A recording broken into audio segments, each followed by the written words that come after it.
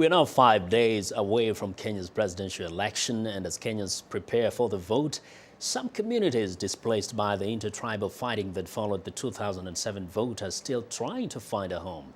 In the town of Eldoret, some displaced people say they will vote for the two candidates who were accused of fomenting the violence that uprooted them from their homes in the first place. VOA's East Africa correspondent Gabe Joselow has the story. The ethnic Kikuyu residents at the Naka Displaced Peoples Camp in the Rift Valley were driven from their homes by Kalenjin mobs following the last presidential election in Kenya. Years later, they're still waiting to be resettled by the Kenyan government.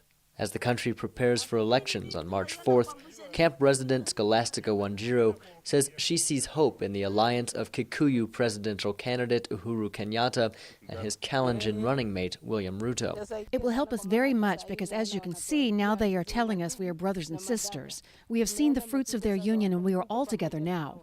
While the presidential ticket is seen as a uniting force by some, Kenyatta and Ruto are both charged by the International Criminal Court with crimes committed during the violence that followed the 2007 election, including the displacement of people. Many of the victims of the post-election violence were buried in this cemetery here. The area sits right on the border between Kalenjin and Kikuyu land, and while there have been substantial efforts to reconcile the two communities over the past 5 years, both sides do remain suspicious of each other heading into next week's vote. 67-year-old Duwadi Githau Kamani says the two tribes have always fought each other over land, but he too is hopeful that the new alliance will work. If they have really united and agreed, and if it's genuine, I will say it is justice, and I'll forget the past. But Nick Omido, deputy head of the Center for Human Rights and Democracy in Eldoret, is skeptical about the real motivation of the camp's residents for supporting Kenyatta and Ruto. I think those IDPs are just not being genuine because one is that it's the same group that has made them to be in that position.